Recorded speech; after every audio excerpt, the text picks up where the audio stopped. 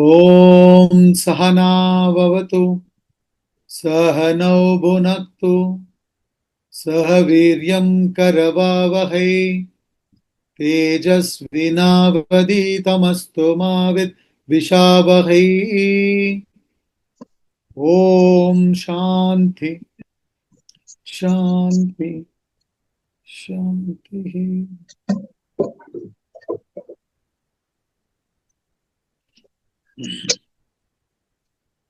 We'll chant Srimad Bhagavad Gita, chapter 3, verses 16 to 20. एवं प्रवर्तितं चक्रं नानुवर्तयति हयः अघायुरिन्द्रिया रामः मोघं पार्थ स जीवति यस्त्वात्मरतिरेव स्यात् आत्मतृप्तश्च मानवः आत्मन्येव च सन्तुष्टः तस्य कार्यं न विद्यते नैव तस्य कृतेनार्थः नाकृतेनेह कश्चन न चास्य सर्वभूतेषु कश्चिदर्धव्यपाश्रयः तस्मादसक्तः सततं कार्यं कर्म समाचर असक्तो ह्याचरन् कर्म परमाप्नोति पूरुषः कर्मणैव हि संसिद्धिम् आस्तिता जनकादयः लोकसङ्ग्रहमेवापि सम्पश्यन् कर्तुमर्हसि. We have concluded up to verse number 19 in this chapter 3, entitled as Karma Yoga, the yoga of action. So in the beginning, when Arjuna asked the question, Sri Krishna introduced the path of action. He said, the path of action is meant for people who are extroverted. And through action, which is done in the spirit of yajna, you purify your mind and then you qualify for jnanam. When you become introverted, then you can take up jnanam. So he said, Asmin loke divida nishta pura prokta mayanaga jnana yogena sankhyanam karma yogena yoginam. So for active people, action, and for contemplative people, introverted people, knowledge. And then he went on to talk about karma yoga, giving logical reasons to act, trying to appeal to Arjuna's intellect. From verse number 4 to 19, he gives an intellectual appeal for action. So he says, nobody can remain without action. Everybody has to act. According to their vasanas, everybody will act. And if you don't act, you suppress your vasanas, you become a hypocrite. So instead, you turn your actions into yoga, do it for the higher purpose, and exhaust the vasanas, evolve spiritually, and also attain material success. And that he termed as yajna, sacrificial activity, where you sacrifice the egocentric desires and the egoistic attitude. That is what you are supposed to sacrifice when you say yajna. Physically, when you perform yajna, you may be offering dravya, many things. But then, really speaking, through all that, what is the spirit we need to develop? We need to offer the egocentric desires and egoistic attitude. That is how a sattvic person functions. He understands that yajna is the main thing through which productivity will increase, as well as one can exhaust the vasanas and liberate. So he follows this dharma chakra. He identifies with the self and functions. And such a person through exhausting vasanas, ultimately realizes the self. And when a person realizes the self, there is nothing to be done. And whatever is accomplished or whatever is yet to be accomplished, he remains contented. Meaning, he doesn't do any action out of compulsion. He does it out of love, simply expresses the inner nature with absolute identification with the universe. He or she sees the entire universe as nothing but the expression of that one divine self, their original self. And therefore, they merely express their nature with no compulsion whatsoever to do or not to do. And then he appealed, therefore, Arjuna, please do action in the spirit of yajna without attachment. Don't get involved in this world. That was 19th shloka, where he summarized and said he appealed. Therefore, please do action in the spirit of yajna. So now, from verse number 20 till 24, he now appeals to Arjuna's emotions, emotional appeals for action. So, in this portion, from 20 to 24, he's going to use certain emotional methods. He makes 6 different psychological appeals to support his intellectual reasoning. Basically, he wants somehow to convince Arjuna to act. So he uses, 6 emotional appeals from this shloka number 20 till 24. And in 20, he is going to talk about certain sages, certain people of the past to Arjuna and say that they also achieved perfection through action. So you must also follow them, emulate them. That is going to be Sri Krishna's appeal. So let's get on to shloka number 20. कर्मणैव हि संसिद्धिम् आस्तिता जनकादयः लोकसङ्ग्रहमेवापि सम्पश्यन् कर्तुमर्हसि. Verily, by action alone, Janaka and others attained perfection. Even with an eye to the welfare of the world, also you should perform action. It's a very nice word he introduces here. Loka Sangraha. Loka Sangraha means welfare of the world. You may not want anything. You have risen above all your vasanas. So, you should at least look at it from the worldly point of view, Arjuna. Because Arjuna was telling, no.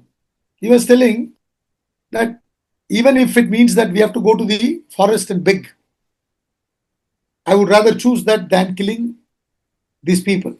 They are my kith and kin. So he's looking at it from the personal angle. So Sri Krishna is trying to say, look at it from the total angle, man. Loka Sangraha. Welfare of the world. Now, a lot of people have this doubt. When we work for the welfare of the world, who will take care of us? Now, what you need to understand is, when you are working for the welfare of the world, are you not part of the world? For that matter, even if you are working for the welfare of the family, are you not part of the family? So, when you work for the family, it is including you. When you work for your community, it's including you. When you work for your country, it's including you. When you work for the humanity, it's including you. When you work for the whole world, that includes you. It is not neglecting one's personal needs. We need to differentiate between what is selfish and what is self-interest, self-obligation. We need to understand that. Whatever is the obligation to this body, to this mind, to this intellect, we need to do. So, when you say welfare of the world, does it mean neglecting your self-interest. Doesn't mean neglecting your self-obligation. That is what you need to understand. So he says, verily by action alone, Janaka and others attained perfection. So he's giving the example of King Janaka. You know, King Janaka goes to sage Ashtavakra, and there is the conversation that happened between King Janaka and sage Ashtavakra is given out as Ashtavakra Gita.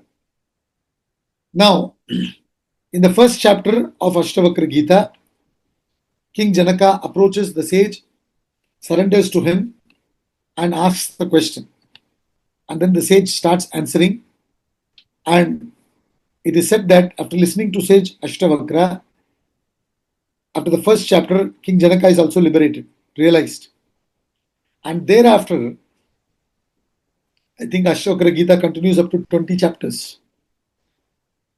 Thereafter, it's a conversation between two enlightened souls. Now, King Janaka, even though he realized the self, he continued being the king. So this is another thing, a lot of people think, because in the previous shloka, rather 17 and 18, not 19, in 17 and 18 you may get an idea. This person doesn't have any need to act, no wants, no expectations, no nothing.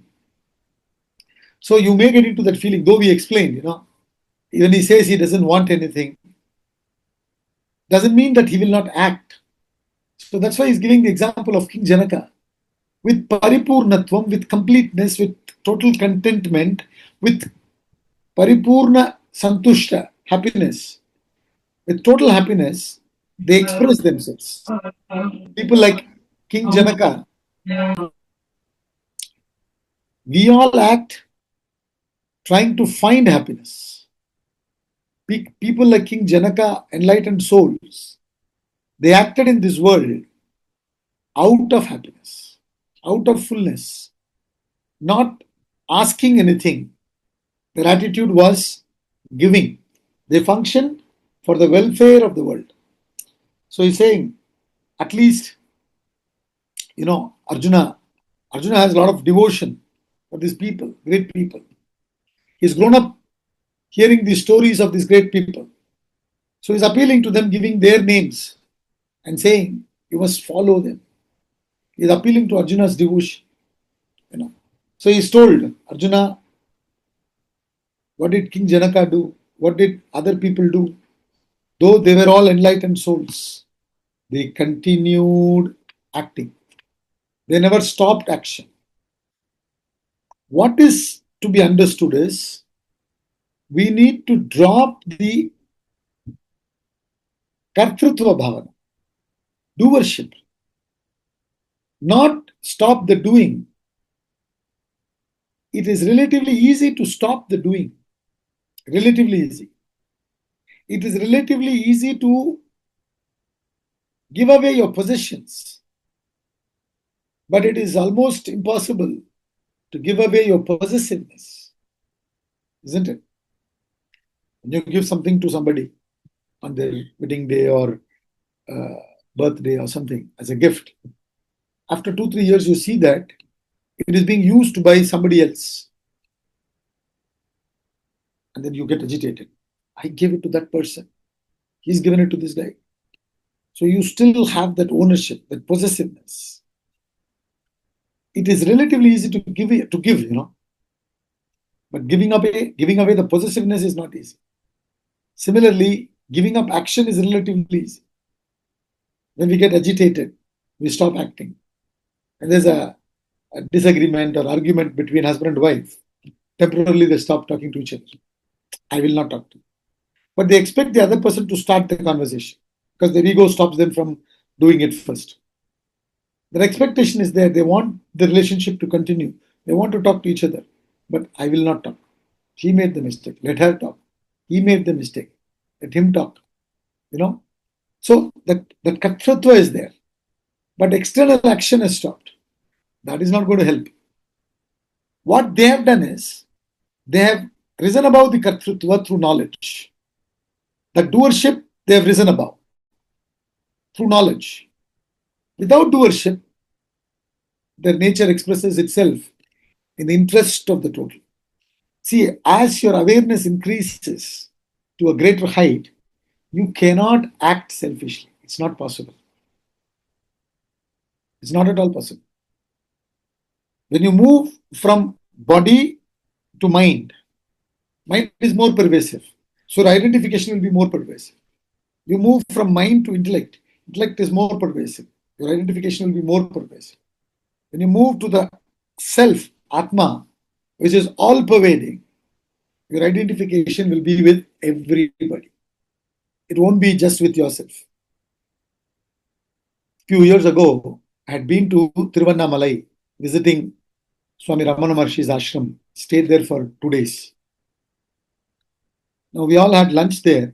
Then somebody was sharing a story when Bhagwan used to be there. One devotee saw Bhagwan very weak. Bhagwan, you're so weak. You should, gain strength. So he bought him Chavanprash. So 1 spoon of Chavanprash first Bhagwan took and he tasted. He said, very tasty. Distribute it to everybody.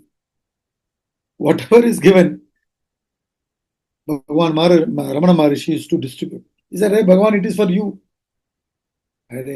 Doesn't matter. Just distribute to everybody. So,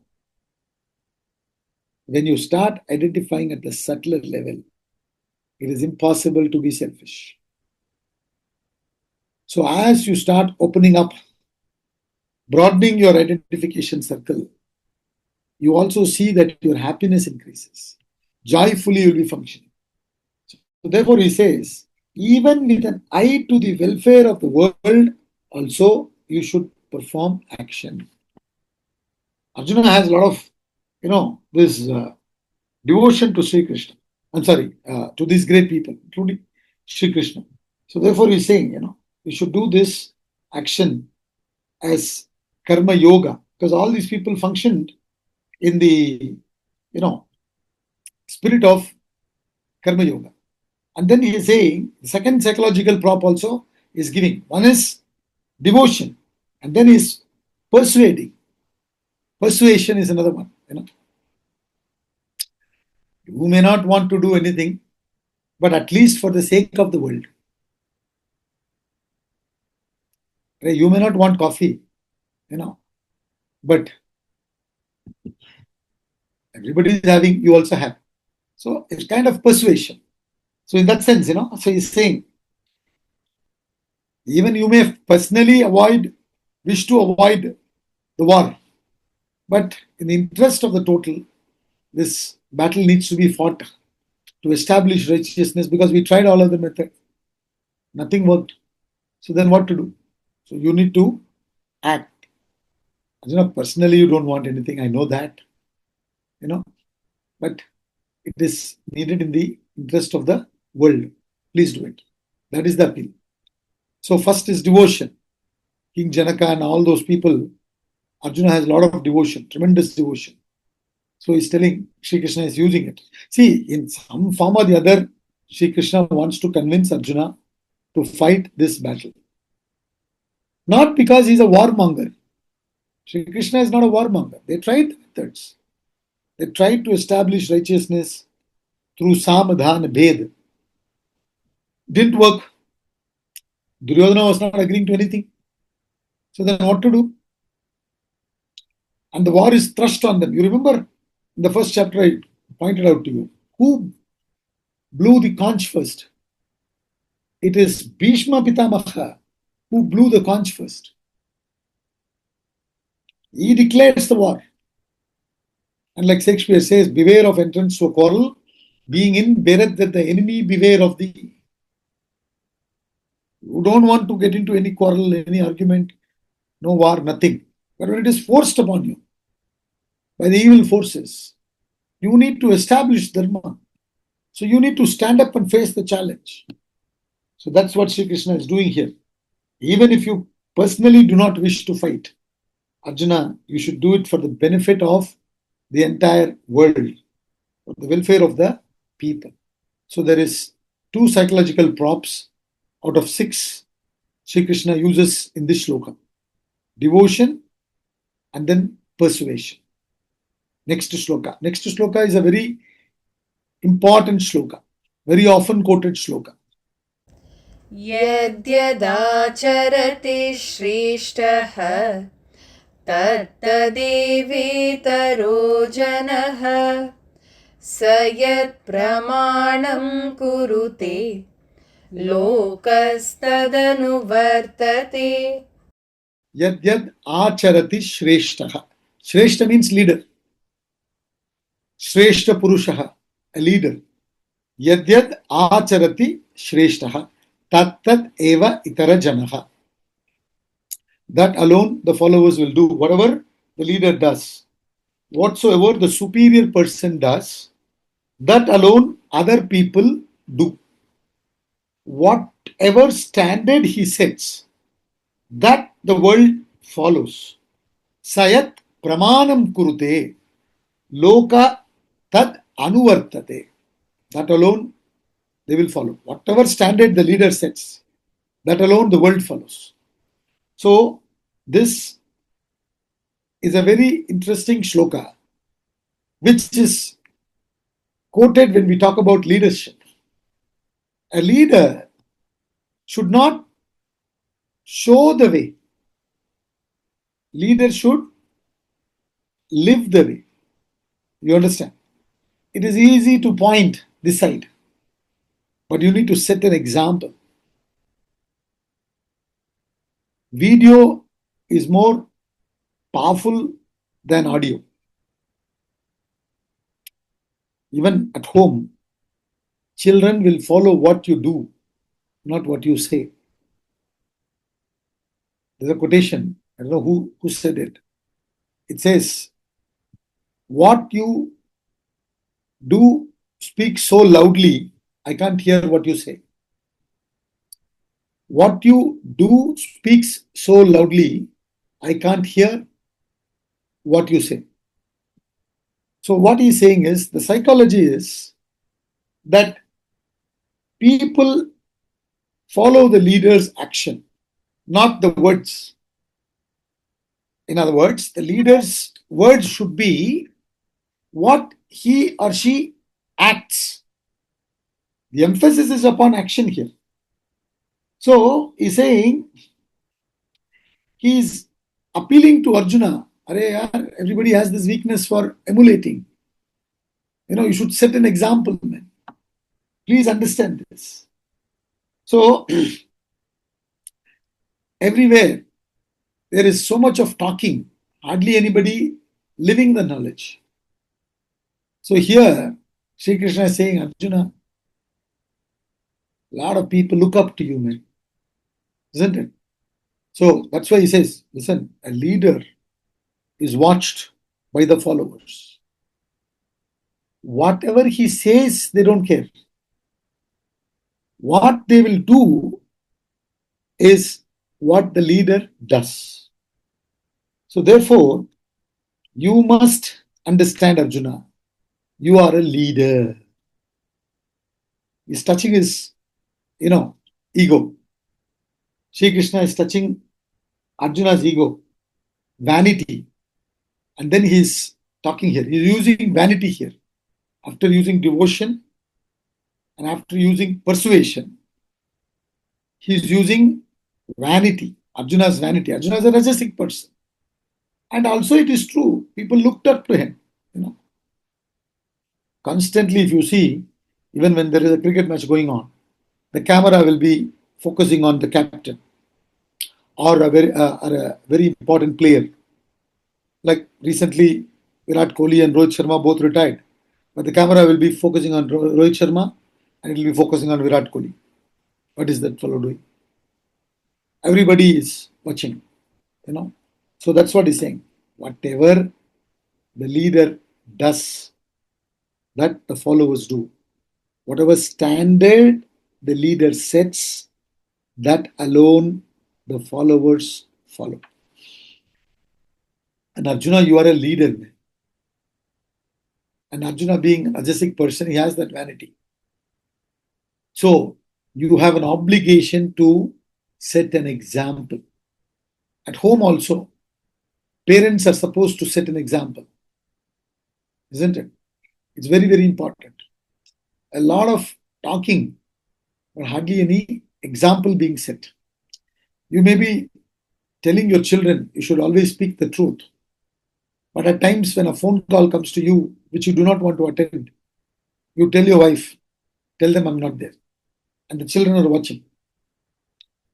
So they will only emulate what standards you have set. See, culture percolates from top to bottom. Only revolution starts from bottom to top. So, culture, if you want everyone to come on time, as a leader, you should be on time.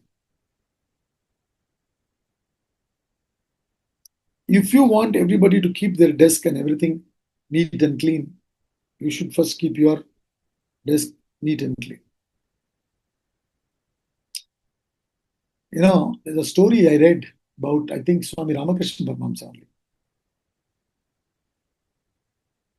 Something a parent wanted the child to be advised by Swami Ramakrishna. And Swami Ramakrishna said, come tomorrow. Bring your son tomorrow. Though he brought him that day, come tomorrow. And tomorrow they came and he advised, why didn't you tell yesterday? He said, first let me practice. So the focus should be in practicing, not in preaching. Even after studying the Vedanta for a few years at the ashram, some of us who have taken up this, talking on this subject, not to preach. This will make us read, reflect, put in effort to follow. Even how many ever times you slip, you will at least try to continue following. Like Swami Ramtita says, reforming the world is like straightening a dog's tail. How much ever you straighten, it will roll back again. So, if you try to reform, nothing will happen. Rather, you set the standard, they'll automatically follow. When you set yourself right, everything starts becoming all right. So, the reforming should start from you. That's what he's saying. Yad yad acharati shreshtaha tad tad eva itara janaha. Sayat pramanam kurute loka tat anuvartate. Simply do it. Make it attractive. Let them come to you. That is what he's saying. Rather than only giving lecture, everybody gets fed up. So what is needed is to set an example. That requires a lot of tapas. So he is appealing to Arjuna's vanity. Arjuna, everybody is looking up to you, man. See, in the Pandava camp, Arjuna was not the commander-in-chief. But yet, Arjuna is the main person. Commander-in-chief is Drishtadyumna. But Arjuna is the main person, star. It's like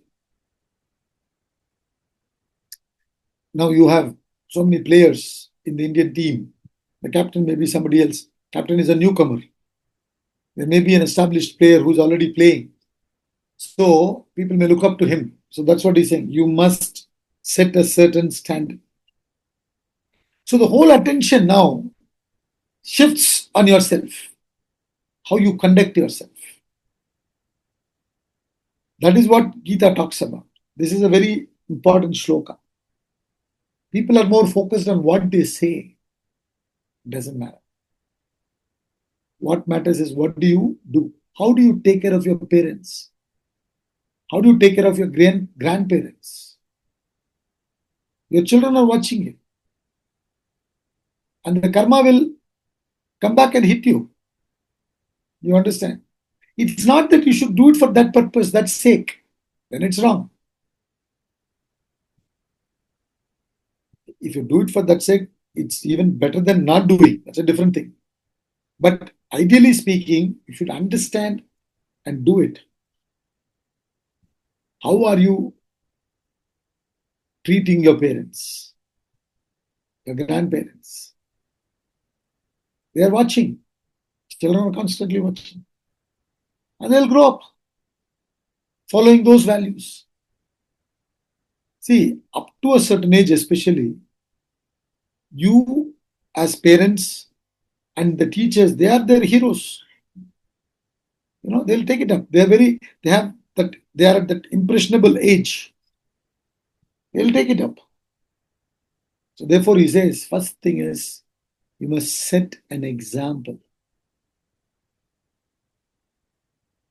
Are you being selfish or unselfish or selfless? What kind of routine, discipline are you following?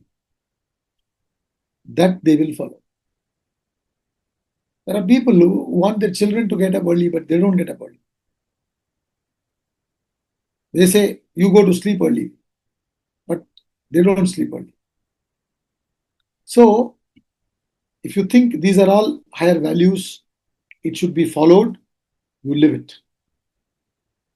When you live it, you will inspire the others to follow. That's all he says. So, since people look up to Arjuna, and in the very beginning, Arjuna withdraws, what will happen? Others also will withdraw. So, therefore, Sri Krishna says, listen, man, you are a leader. You should set the standard. Wherever you are, whether you are a parent or a manager or a leader, whatever role you play, you first ask this. There's another poem called Turkey and the Ant. There also he says in the end, ere you remark, another sin with thine own conscience look within. Look within, look within, look within. Most difficult thing to do. Easy thing to do is look without. What all is wrong externally. Just look at yourself, see what all are wrong within you. Try to correct it, set it right. Then you'll have no time to complain about anybody. Isn't it? You will not have any time to complain to anybody about anybody else because there's so much to do in your case itself. You still have to get rid of many things within you. So much dirt inside. Keep cleansing, keep cleansing. That's why I said a Vedantin is actually a scavenger, Shudra. If you're a Brahmana, you're a Shudra. In the sense, you have to first cleanse yourself. So that's what he's saying. You look within Arjuna. You set the standard, man. So he appealed to the devotion. He tried to persuade him.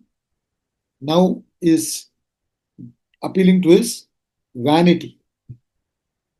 Set the standard. It's easy to point that side. Go that side. Do this. Do that. When you have to do, that's where the difficulty comes. See, in the academy, we have what is called as campus cleanup once a week or once in 2 weeks. And especially if a group of visitors come, definitely there will be one campus cleanup before the visitors leave. So when we all have this campus cleanup, each one is assigned a certain duty. Somebody is assigned to do something in the kitchen, somebody in the garden, etc. And the interesting thing is, they put a list there in the dining hall, which team you belong to, where you have to report, etc. And in one of the teams, Swamiji will also be there. He need not do anything. He is the one, through his hard work and everything, has established the ashram. And he's teaching us on a daily basis so many appointments and this and that. In spite of it, he says, no, please add me. And he will also come. And sometimes they put him in cleaning the, jogging track. And he's also sweeping. So, in other words, he says, listen, I have to set the standard. Similarly, morning, 4:15, we wake up and then 4:25 we assemble for prayer. And you will see Swamiji there. 4:25. He is standing there for the prayer. He need not come. He could sit easily in the room and do whatever he wants to do, write or whatever. But he will come. So even when he was about 90, I've seen him coming. So, in other words, the whole thing hinges upon action. Like I said, video is more powerful than audio. How much ever you talk, it's not going to help. And later on, he's going to say, you set the standard and don't have to talk. We do the ulta. We don't set the standard, but we keep talking. Ye karna, wo karna. So that is why he says, Yadyad acharati shreshtaha. Tat eva itara janaha. That's why you call the teacher as also acharya. Chara. Living, moving. How you move, how you act, how you conduct, how you live. That is why, based on that only, you are called as acharya. If you have the gift of the gab, you can talk well. You can quote all the shlokas left, right, and center. Doesn't mean anything. What matters is your conduct, your living.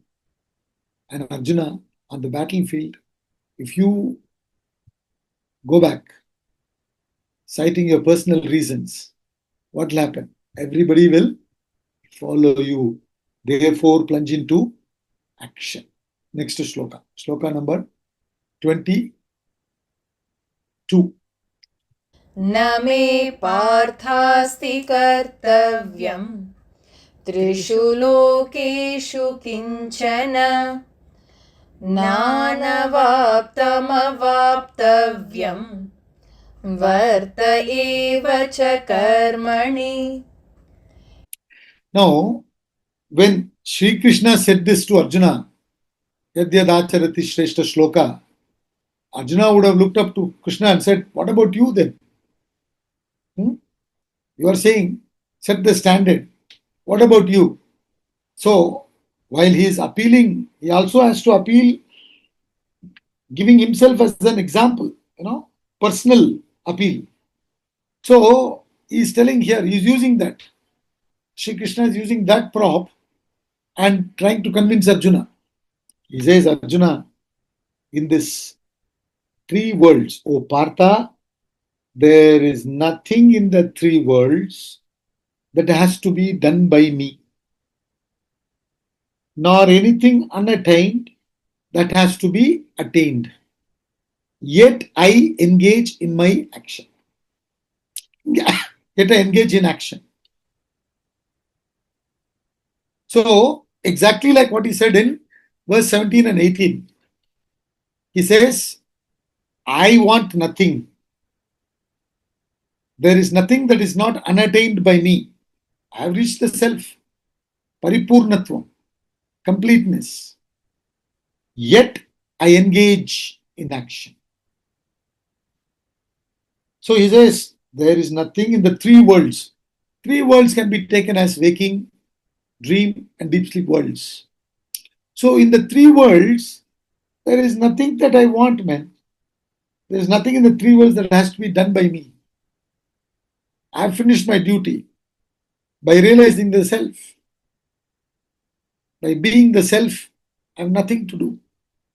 Yet I act. Meaning is now giving himself as a personal example. Arjuna obviously would have asked, oh, you're saying, all this. What about you? So he is putting himself in a personal appeal now. It's a very personal appeal Sri Krishna is making to Arjuna. Take me as an example and see, man. Is there anything that I want? See, that's why I keep saying, Sri Krishna never made any agreement with the Pandavas. If I help you win the war, 2/3 of your wealth, kingdom, You should give it to me. He didn't make any contract like that. No contract, nothing. Simply to establish righteousness, he jumped. That's all he says. A lot of times, what happens? Somebody comes home, or you meet them somewhere in between, and then you say, "Let's have a cup of coffee." No, no, no, no. I already had a coffee. I don't want coffee. I'm having one. Why don't you? Okay, chalo. For your sake, I'll do. So it's a very personal appeal here. So that's what Sri Krishna is doing here. So he appealed to devotion. He persuaded him, and then he touched his vanity. Now, a personal angle also he appealed. Then he is going to appeal through threat and fear. Those are the last two psychological props. He will not leave anything until he convinces Arjuna to take up the bow and arrow and fight. Then he is going to say, even if you did not fight, world is not dependent on you. And that's the beauty. Later on, in the 11th chapter, Vishwarupa Darshana Yoga,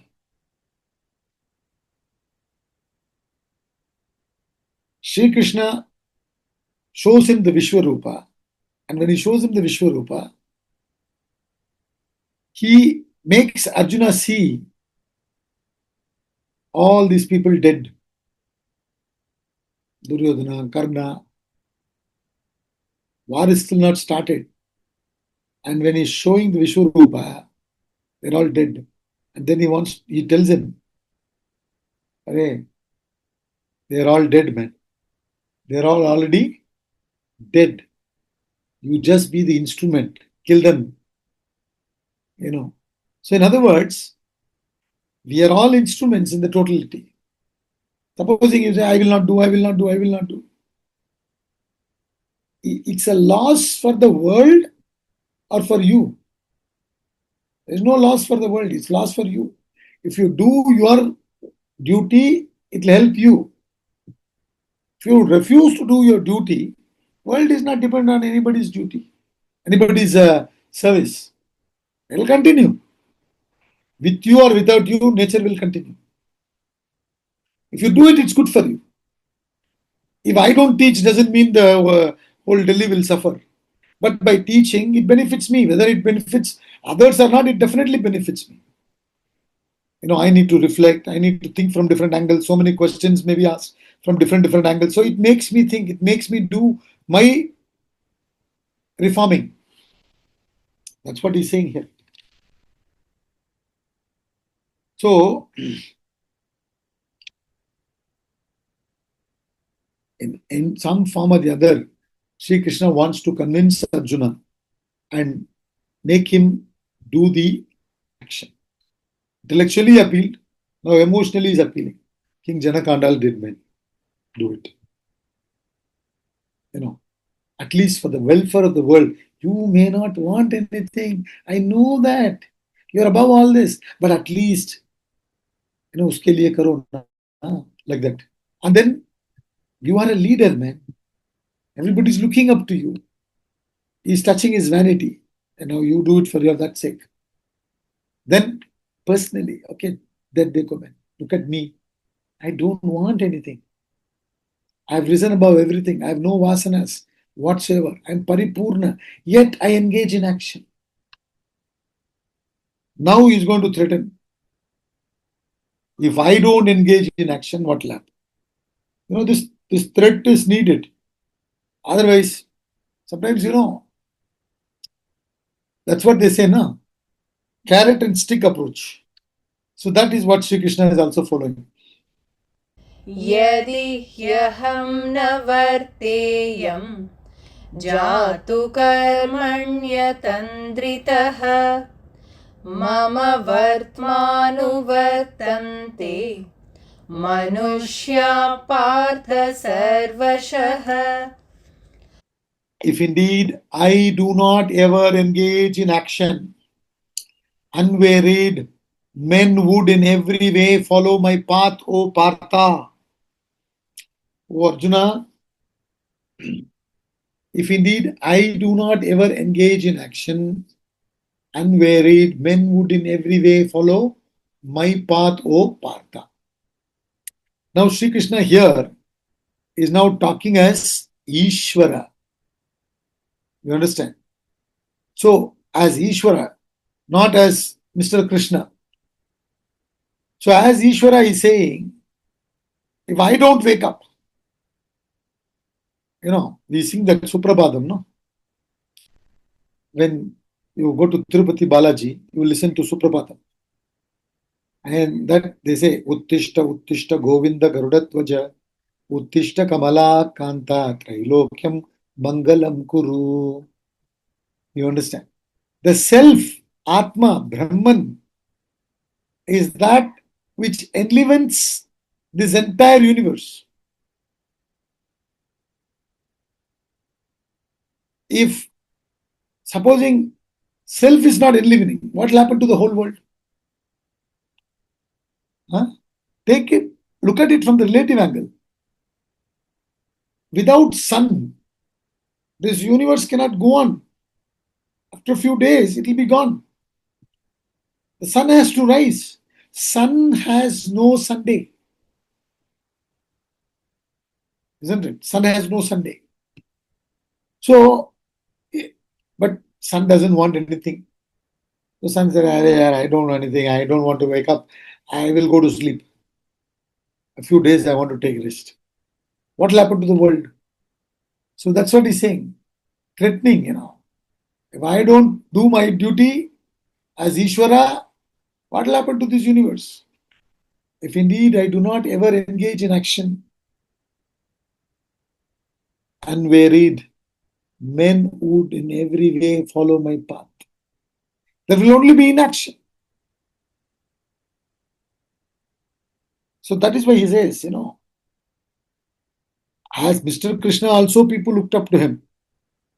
But here Sri Krishna is talking as Ishvara, not as Mr. Krishna. Right? Everybody plays different roles. Father, son, grandfather, teacher, leader. So you may run a business and your son may be the executive director and you may be the chairman. Once you are talking to him in the house, you are probably talking as a father. But once you have reached the office and there you are talking there as a chairman. So exactly like that, Sri Krishna is here now talking as Ishvara. What will happen? If Ishvara doesn't do the action. So therefore he says, Arjuna, please understand, man. You should get fear. No? He is putting fear in Arjuna's heart. That's it. You'll be finished. So therefore he's saying, whole world will be gone. It's true, isn't it?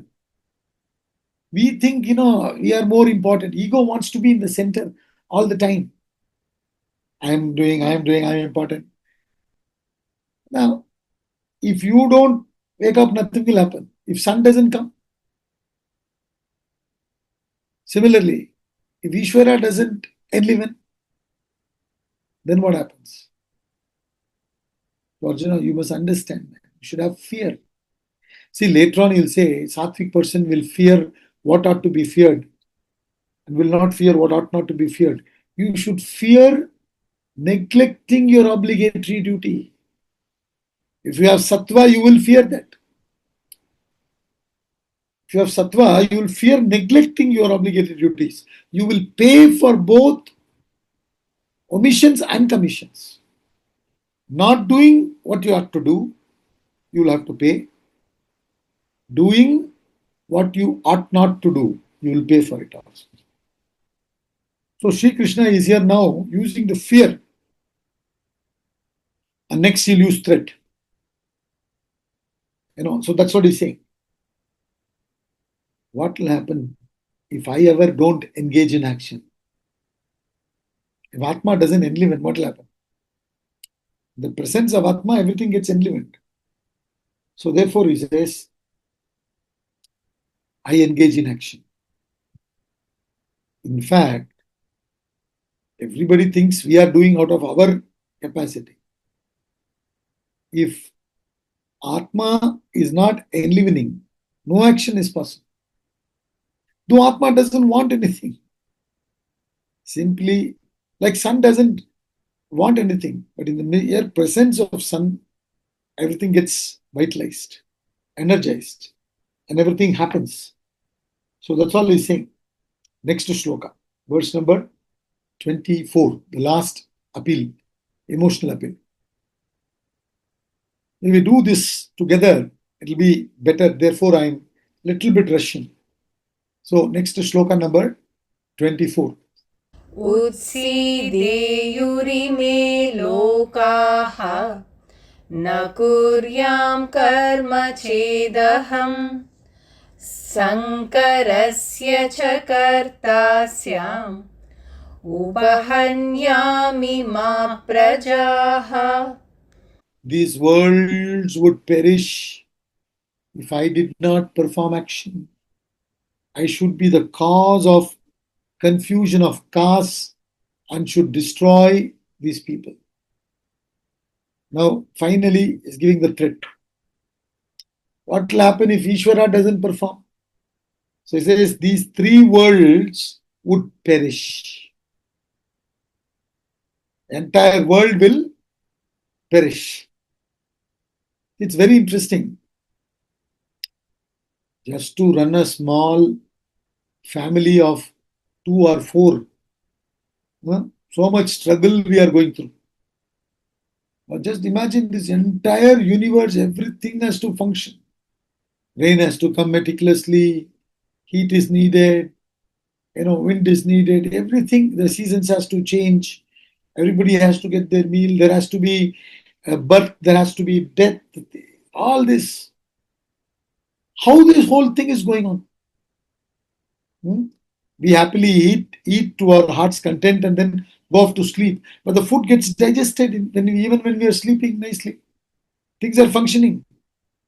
So that's what he's saying. If I was not functioning, if the totality is not functioning, if the system is not set in order and functioning, see if on the road there is traffic discipline, it means what?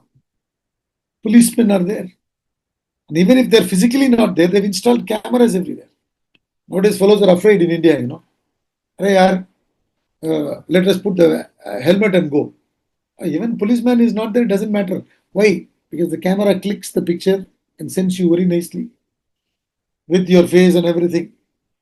On this day, this time, in this area, you were going on your motorcycle without helmet. So you pay that fine. So system is functioning.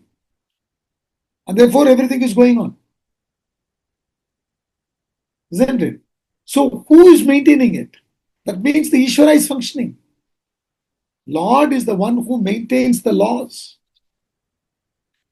So that shows the Lord is functioning. Therefore the world is going on. And therefore you should also do your duty. That's all he's saying.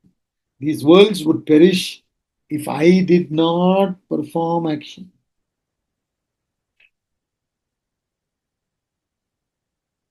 I should be the cause of the confusion of the castes.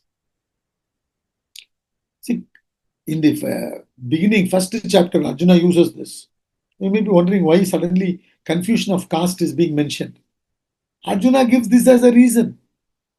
He says, if I fight this battle, okay, Arjuna's argument was, if I fight this battle and kill people, when the men are all killed, then women will lack protection, then there will be intercaste marriage. So he says I will be the cause of confusion if I do my duty, fight and kill. Sri Krishna here says, caste confusion will not come when you do action. Caste confusion will come when you don't do your action. It's like Kshatriya not behaving like Kshatriya. Arjuna is a Kshatriya. He's supposed to do the job of a Kshatriya. So he's saying, I will not do my action. Each one is supposed to do what they are supposed to do. I will not do. Then you will want to go and beg. You want to work under somebody. You want to behave like highly tamasic person. So there will be confusion of caste only then. So what do? I make sure that the different gunas are arranged in different ways and each one function accordingly. That is my job. As Ishvara, I maintain the law. According to their tamasic nature, I give them the environment. According to their rajasic nature, I give them the environment. Everything, so that there is no confusion of caste. So that's all he says. I should be the confusion of caste and should destroy these people if I was not performing action. Therefore, I do my action. So devotion, persuasion, vanity, personal appeal, fear, and threat. These are the 6 psychological appeals Sri Krishna makes to Arjuna to act. With this intellectual appeal that he already made and emotional appeal, Arjuna gets convinced and slowly his direction changes towards doing the action. He stops from talking more about dropping the action. Let's conclude now.